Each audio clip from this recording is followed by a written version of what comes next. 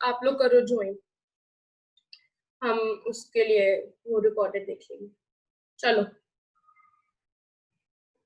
आओ सारे,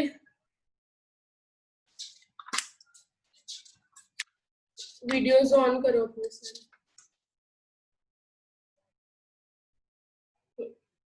तो हमारा रियलाइजेशन अकाउंट, ठीक है। रियलाइजेशन मतलब मैंने आपको बताया, जो भी एसेट्स बेचने से आपके पास पैसा आता है वो रियलाइजेशन अकाउंट में, और जो भी आप किसी भी बंदे को अभी आप पे कर रहे हो, चाहे वो पार्टनर है, चाहे वो आउटसाइड लायबिलिटी है, चाहे वो जो भी है, वो आएगा आपका रियलाइजेशन अकाउंट में, ठीक है। अब रियलाइजेशन अकाउंट की नेचर है nominal nature. Nominal nature, nominal nature का रूल बताओ मेरे को क्या होता था। Ma'am debit all expenses and losses and credit credit और income and gain. Credit income and gain ma'am.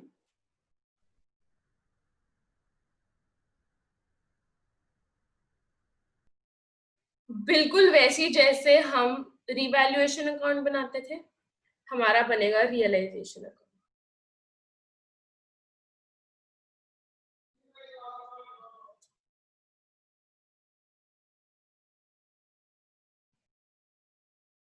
अब इस चैप्टर में सबसे इंपॉर्टेंट बात, आपको ये पता होना चाहिए कि आउटसाइड लायबिलिटी कौन सी है और कौन सी नहीं है।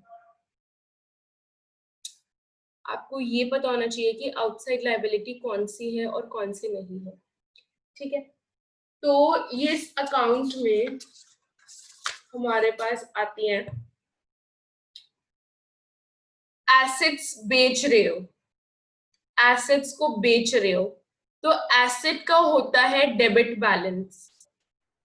एसेट के बेचने पे एसेट का बैलेंस कौन सा हो जाता है?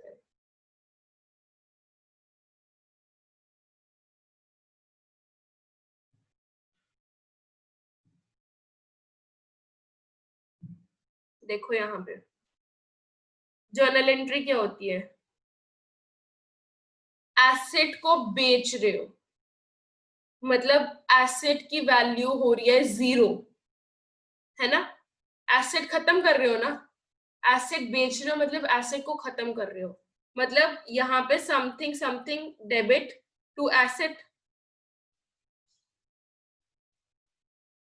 ठीक है। कुछ कुछ डेबिट टू एसेट, एसेट की वैल्यू हमने जो है 0 करनी है, मतलब कुछ यहाँ पे आएगा और एसेट तो पक्का ही क्रेडिट होएगा। एसेट तो, एसेट की वैल्यू Yes, तो 0 ma'am. है ना। यहाँ पे क्या आएगा, हम फर्म को डिसॉल्व कर रहे हैं, हम फर्म को डिसॉल्व कर रहे हैं, यहाँ पे आएगा realisation.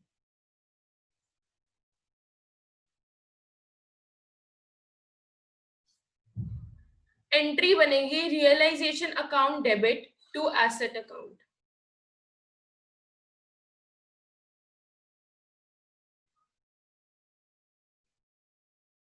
Realisation account debit to asset account. दूसरी बात, लाइबिलिटीज को खत्म कर रहे हो, लाइबिलिटीज को खत्म कर रहे हो, क्या एंट्री बनाओगे? बोलो बोलो। Loan account debit to realisation account. Loan नहीं, कोई भी लाइबिलिटी हो, कोई भी लाइबिलिटी हो, तो मतलब all liabilities, by all liabilities, ठीक है। लाइबिलिटीज की वैल्यू 0 हो रही है, लाइबिलिटी का वैसे बैलेंस होता है क्रेडिट, अब उसकी वैल्यू 0 हो रही है तो हम उसका बैलेंस कर देंगे डेबिट, ठीक है। किसी को यहां तक कोई डाउट? No ma'am. तीसरी चीज आती है, अगर आपको बैलेंस शीट में, अगर आपको बैलेंस शीट में प्रॉफिट एंड लॉस अकाउंट दिया हो, reserve account, general reserve account दिया हो, एम्प्लॉयमेंट प्रोविडेंट फंड दिया हो, प्रोविजन फॉर बैड डेट्स दिया हो, कोई भी प्रोविजन, मतलब कोई भी प्रोविजन आपको दियो, आप उसको कैसे करोगे? आपको वो प्रोविजन जो है खत्म करनी है, बताओ आप उसको कैसे करोगे?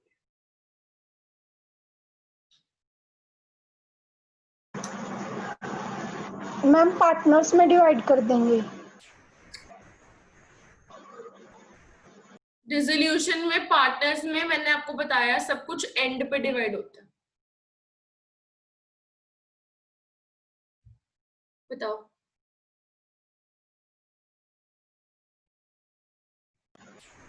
मैम प्रॉफिट में ऐड हो जाएगा। कैसे होएगा प्रॉफिट में ऐड?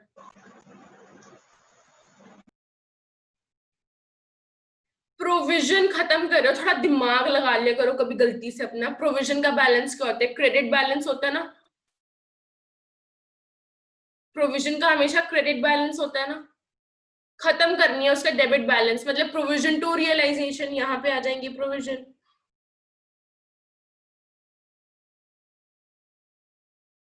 समझ रहे हो?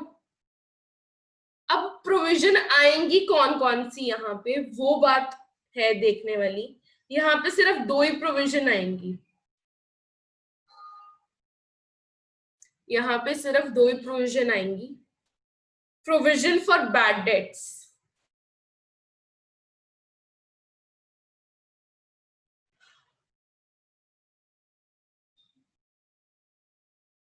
ठीक है, प्रोविजन फॉर बैड डेट्स और प्रोविजन फॉर डेप्रिसिएशन। अगर ये आपको बैलेंस शीट में गिवन है, ठीक है, प्रोविजन फॉर बैड डेट्स और प्रोविजन फॉर डेप्रिसिएशन ही जो है वो आएंगी यहाँ पे, ठीक है। क्यों आएंगी? क्योंकि प्रोविजन का होता है क्रेडिट बैलेंस, हमने अपनी प्रोविजन को करना है खत्म, खत्म किया जब हमने तो उनका हो गया debit balance, provision to realisation. तो रियलाइजेशन अकाउंट में क्रेडिट साइड। किसी को डाउट यहां तक?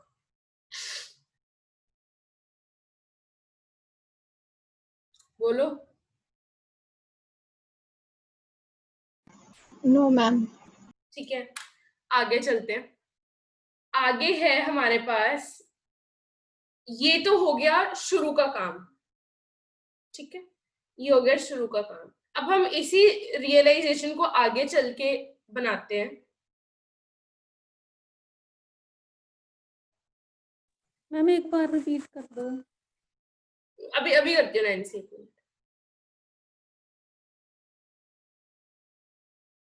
ये रियलाइजेशन अकाउंट ऊपर वाला ही चल रहा है। अब देखो नैन्सी, रियलाइजेशन अकाउंट, ठीक है, रियलाइजेशन अकाउंट का मतलब समझ में आ गया था आपको?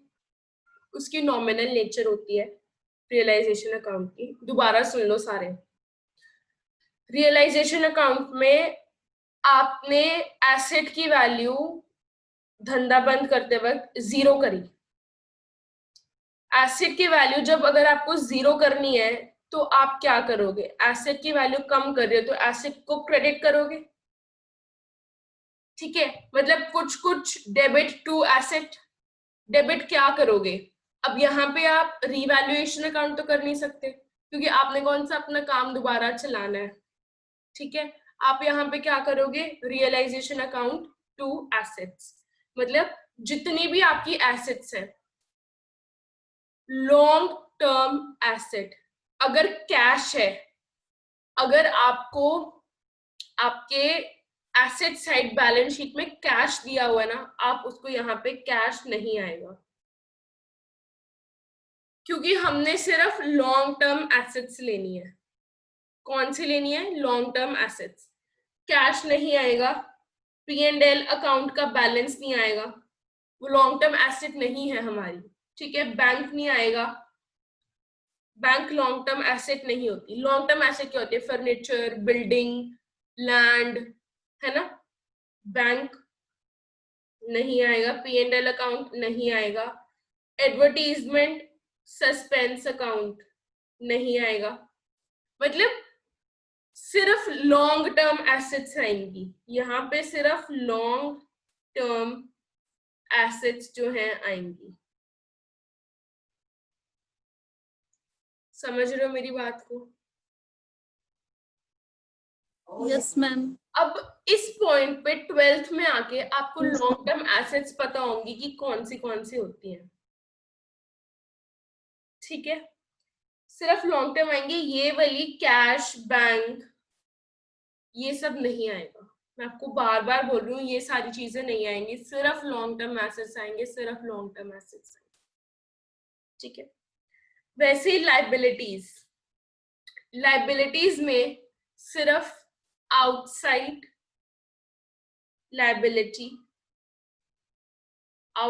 Liability number 1, number 2 loan to a partner. समझ रहे हो? अगर किसी पार्टनर ने फर्म को लोन दिया है, या फिर कोई भी आउटसाइड लाइबिलिटी है, जैसे क्रेडिटर्स, जैसे एम्प्लॉयज प्रोविडेंट फंड, ये सारी आउटसाइड लाइबिलिटीज होती हैं, वो आएंगी यहाँ ऑल लाइबिलिटीज में। डाउट? तो अब लाइबिलिटीज में क्या नहीं आएगा? जनरल रिजर्व नहीं आएगा, आपकी वो कोई आउटसाइड लाइबिलिटी नहीं होती। ठीक है, कोई आपका प्रॉफिट एंड लॉस अकाउंट का बैलेंस नहीं आएगा, वर्कमैन कंपनसेशन रिजर्व नहीं आएगा। मतलब मेरी बात समझ रहे हो ना, कि सिर्फ आउटसाइड लाइबिलिटीज, और अगर किसी पार्टनर ने आपको लोन दिया है तो। ठीक है यार, मेरे को ना 2 मिनट दो, मैं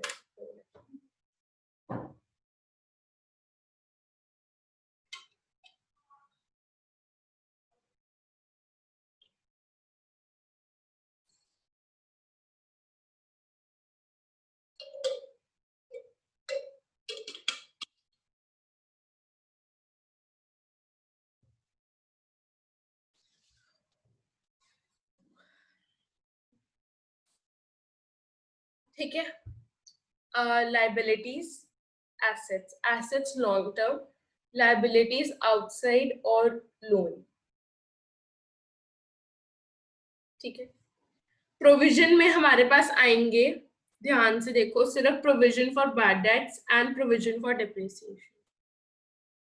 ठीक है, क्योंकि प्रोविजन फॉर बैड डेट्स और प्रोविजन फॉर डेप्रिसिएशन हम सिर्फ अपने लिए बनाते हैं, है ना। मतलब हम ये मान के चलते हैं कि हो सकता है कि अगर हमें 40,000 रुपए दुनिया से लेने हैं, तो 10,000 ऐसे होंगे जो हमें नहीं मिलेंगे, है ना। उसके लिए हम प्रोविजन बना के चलते हैं, उसमें से कुछ मिल जाते हैं, कुछ नहीं मिलते, है ना। तो हम उन सारी प्रोविजंस को भी है जो वो जीरो करते हैं। ठीक है, अब क्या होगा, ये हमने कर लिया। अब एक और बात जो आपको ध्यान में रखनी है, ये अकाउंट बनाते वक्त जब आप ये पार्ट बना रहे हो ना रियलाइजेशन अकाउंट का, जितना मैंने यहाँ पे लिखा है, आप बैलेंस शीट आपके सामने होगी क्वेश्चन में। ठीक है, आप उसमें से उठा के चीजें यहाँ पे डालोगे, मतलब जितनी वैल्यू बैलेंस शीट में दी होगी ना, आप सिर्फ उतनी ही डालोगे। ठीक है, कोई एडजस्टमेंट नहीं करनी, कोई कुछ नहीं करना, मैं आपको बताऊंगी एडजस्टमेंट कब करनी है। ये सारा यहाँ पे जो भी अमाउंट आएगा, ये सारा बैलेंस शीट में से आएगा, सारा का सारा बैलेंस शीट में से आएगा। एक क्वेश्चन करते हैं, हम सिर्फ यहाँ तक रियलाइजेशन अकाउंट बनाएंगे, आपको समझ में आ जाएगा यहाँ तक कैसे बनाना है। ठीक है,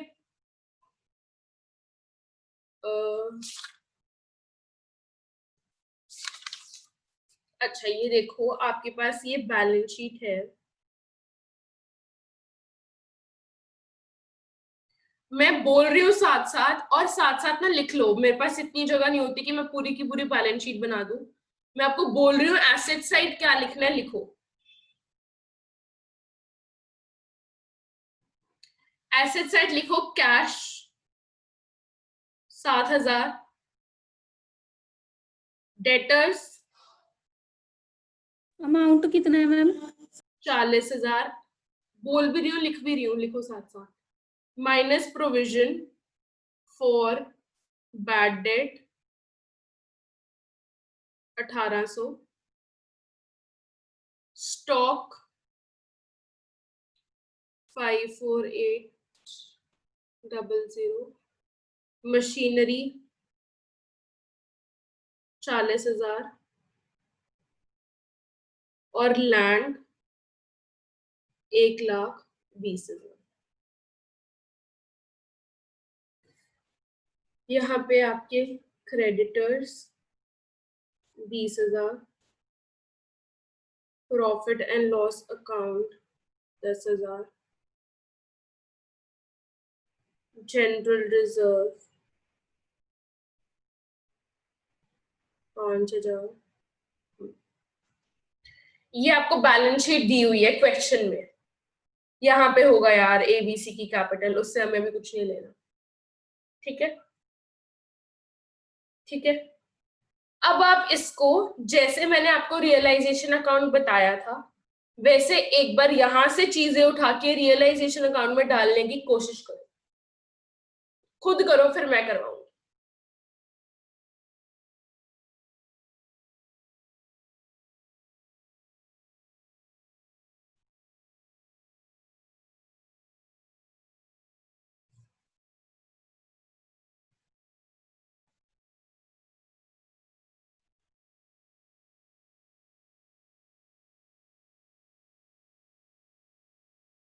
सॉरी,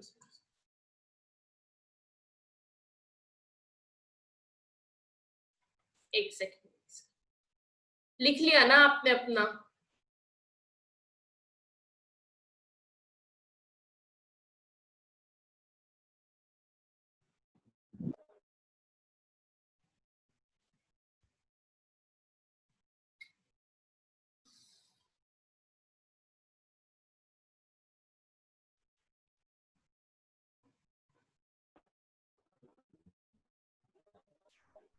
बोलूं मैं?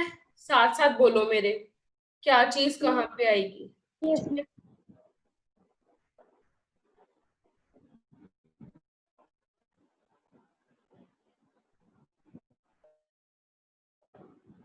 हाँ जी, एसेट से शुरू करते हैं। कैश कहाँ पे आएगा?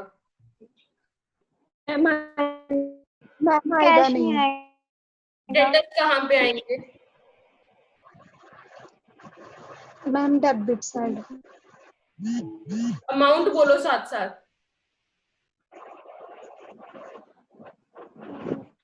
40,000। 40,000। मैम माइनस करके बताना। माइनस क्यों करेंगे? देखो खुशी, मैंने आपको बोला था प्रोविजन फॉर बैड डेट और प्रोविजन फॉर डेप्रिसिएशन हम as it is credit side लिखेंगे। ये क्या Yes, ma'am. लिखा है ना? तो अगर हम अभी माइनस कर देंगे तो हम 2 बार माइनस कर देंगे उसको। समझ रहे हो मेरी बात को? अगर आपने उसको Yes, डेटर में ma'am. से भी 40,000 में से कम कर दिया और फिर आपने उसको क्रेडिट साइड भी लिख दिया, आपका आंसर गलत हो जाएगा। ऐसा कुछ नहीं है कि अगर आप उसको माइनस करके लिखोगे और क्रेडिट साइड नहीं लिखोगे तो आपका आंसर तो सही आएगा, पर आपका क्वेश्चन में आपको 0 मार्क्स मिलेंगे। क्यों? क्योंकि हम डिसोल्यूशन इस तरीके से नहीं करते। डिसोल्यूशन का अकाउंट रियलाइजेशन अकाउंट बनाने का एक तरीका है। चाहे आपका आंसर सही आ जाए, आपने उसको गलत तरीके से बनाया, आपको 0 मार्क्स मिलेंगे। ठीक है, तो हम यहां लिखेंगे प्रोविजन फॉर बैड डेट 1800। ठीक है, चलो स्टॉक कहाँ पे आएगा?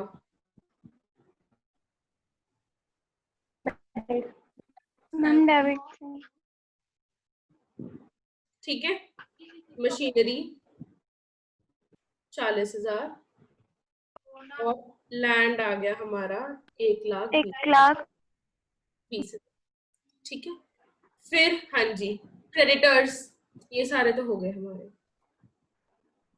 Creditors ma'am credit side. Creditors हाँ जी, कितने अमाउंट से? 20,000। 20,000। जनरल रिजर्व, ये नहीं वो आएगा। नहीं आएगा। प्रॉफिट एंड लॉस मैम आएगा नहीं। ये भी नहीं आएगा मैम। मैम ये भी है। और ये कैपिटल अकाउंट तो कैपिटल अकाउंट में ही जाएंगे, ठीक है। तो यहाँ तक का रियलाइजेशन अकाउंट समझ में आ गया सबको? Yes, ma'am. ठीक है। Yes, ma'am. अब हम क्या करेंगे, अब हम आगे का रियलाइजेशन अकाउंट बनाने की कैसे बनाते हैं उसको हम देखते हैं, ठीक है। तो हमारा जी रियलाइजेशन अकाउंट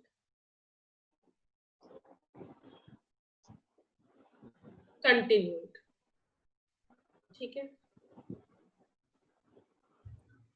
हमने यहाँ पे लिखे थे एसेट्स, यहाँ पे लिखी थी लाइबिलिटीज और रिजर्व, ठीक है।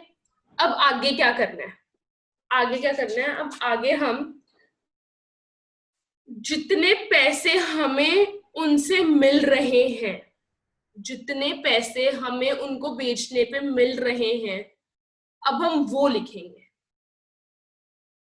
पहले हमने एसेट की वैल्यू 0 करी, बुक्स में से खत्म किया, अब हमने उनको बेचा, ठीक है। बेचने पे हमें कितने पैसे मिल रहे हैं हम वो लिखेंगे।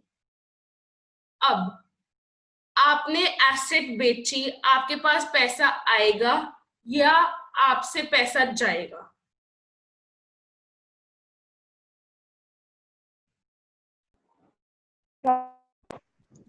मैम आएगा पैसा. पैसा आएगा। Yes, ma'am. Cash account debit to asset,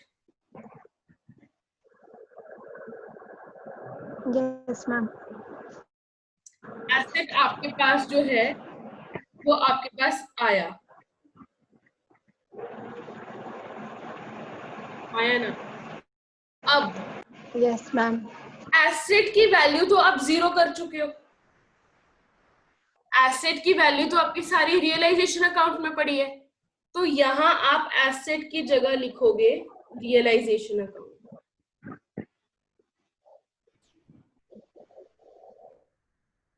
ठीक है। एसेट की जगह आप लिखोगे रियलाइजेशन अकाउंट, तो यहाँ पे हम लिखेंगे बाय कैश, जो भी हमें एसेट से मिलेगा, ठीक है, जो भी हमें एसेट से मिलेगा।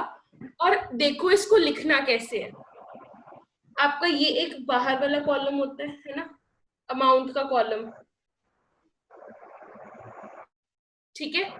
आप क्या करोगे, आपको Yes, मानो बिल्डिंग से मिला 40,000, आप ऐसे लिखोगे बाय कैश, ये 2 डॉट्स, ठीक है, बिल्डिंग, स्टॉक, जितना भी मिला है ना, जो भी एसेट से, और टोटल बाहर,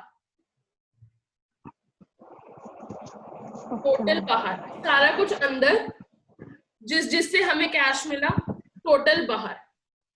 लिखने का तरीका समझ में आया? Yes,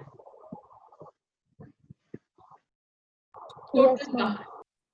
लाइबिलिटी से कैश मिलेगा या कैश दोगे? Ma'am, cash देंगे. कैश देंगे, तो यहां आ जाएगा टू कैश, हमारी लाइबिलिटीज, ये वाली लाइबिलिटीज, मतलब long term liabilities, outside liabilities, ठीक है। जितना भी पैसा आपने उनको दिया वैसे ही आप यहाँ पे पहले अंदर लिखोगे और टोटल जो है वो बाहर लिखोगे।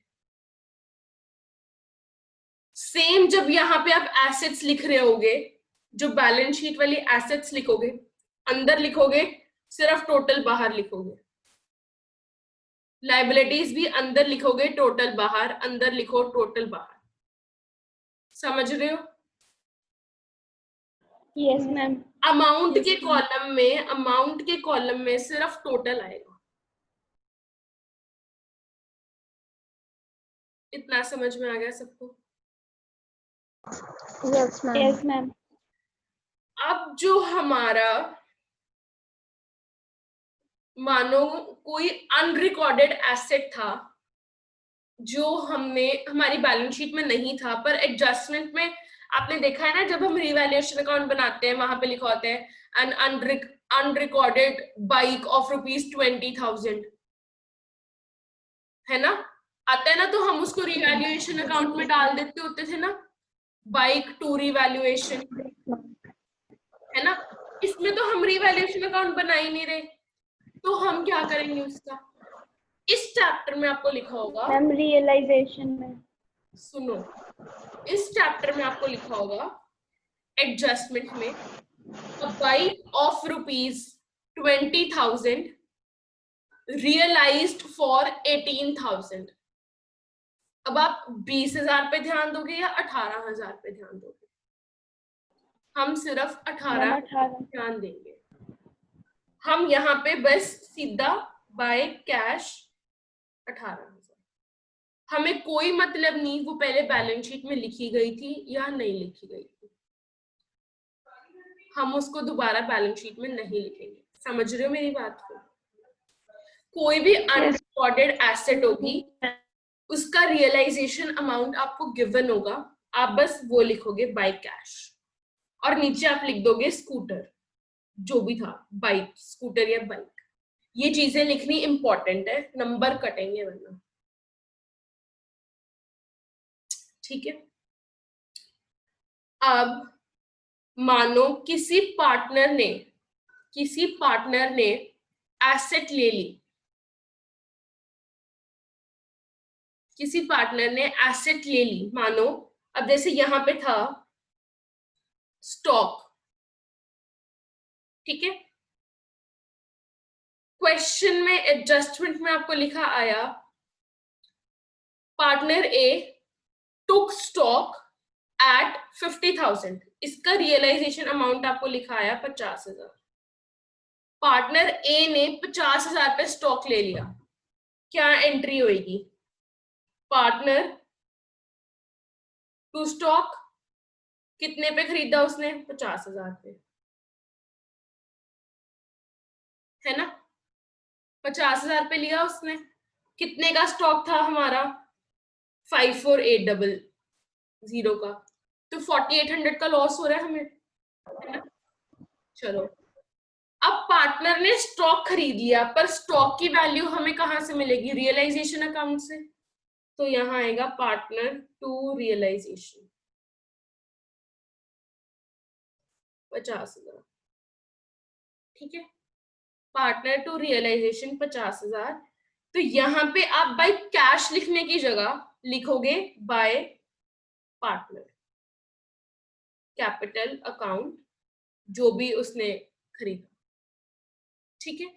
मतलब अगर आपकी एसेट आप बेच रहे हो तो आप लिखो कैश, अगर कोई पार्टनर लेके जा रहे हैं तो आप डालो उसके अकाउंट में, ठीक है।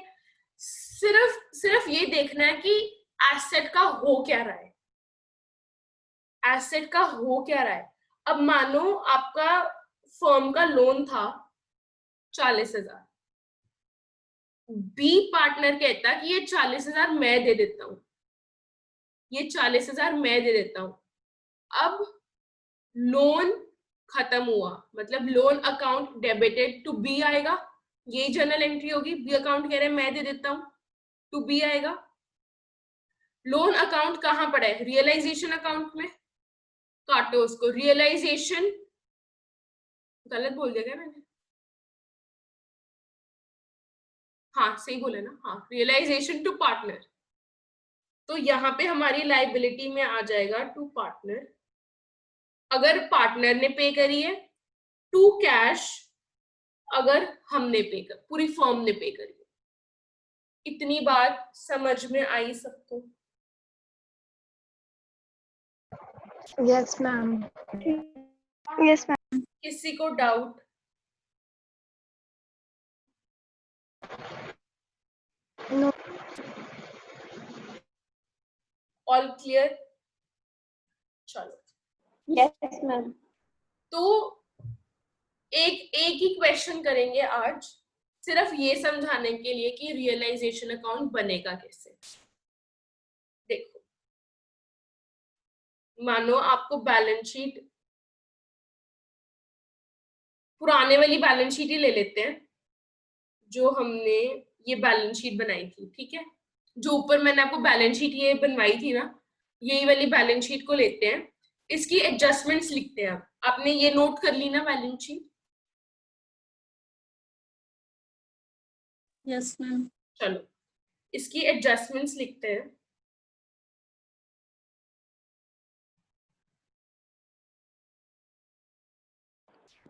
इसकी एडजस्टमेंट्स हैं assets realized as follows: stock 45,000, machinery 20% less, debtors 35,000, land 30,000 more than book value,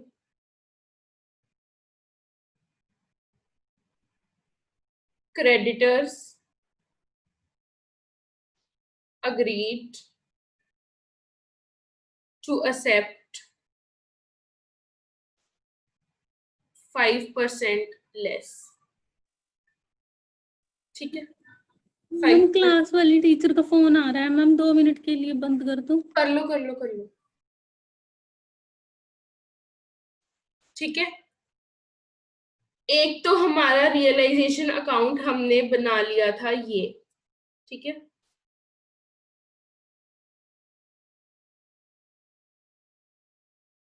ठीक है। इसी रियलाइजेशन अकाउंट को हम आगे करते हैं हम कंटिन्यू। ठीक है, एक सेकेंड, आगे करते हैं हम कंटिन्यू। हाँ जी, बनाओ रियलाइजेशन अकाउंट। पिछले वाला तो बना ही हुआ है, आगे कंटिन्यू करो, कंटिन्यू।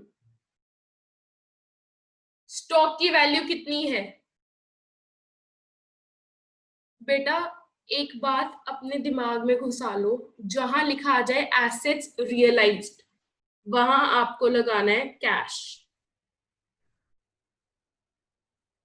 जहां लिखा आ जाए एसेट्स रियलाइज्ड वहां आपको लगाना है कैश। फटाफट करो इसको। हाँ जी, बाय कैश। स्टॉक से कितने पैसे मिले? 45,000। Yes ma'am. स्टॉक पे लिखो 45,000। ठीक है, डेट मशीनरी से कितना मिला? मशीनरी से मिला 20% कम। हमारी मशीनरी थी 40,000 की, 40,000 में से 20% कम करो। 8,000। हाँ, तो कितना बचा? 32,000। मशीनरी से हमें मिला 32,000। चलो, डेटर से मिला हमें 35,000, लैंड से मिला 30,000 मोर। तो हमारा लैंड था 1,20,000 का, हमें उससे कितना मिला? मैम 1,50,000।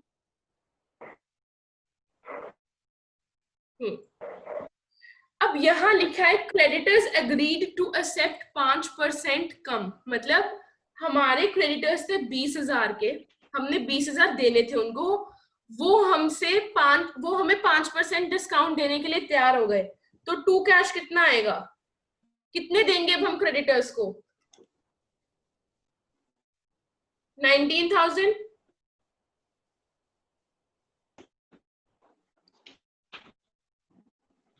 19,000। हाँ जी मैम।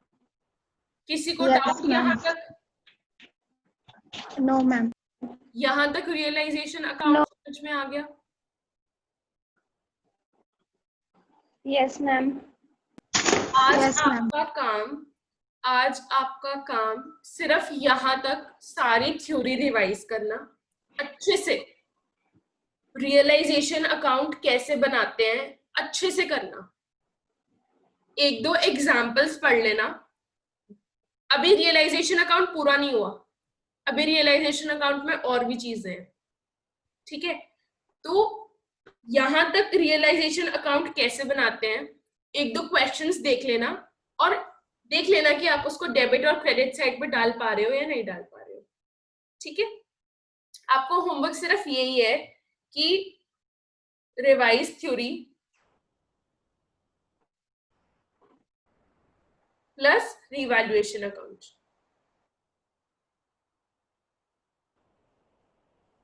ठीक है, आपने सिर्फ थ्योरी रिवाइज करनी है, जितनी हमने यहाँ तक करी है, ज्यादा मत करना, अपना दिमाग मत लगाना।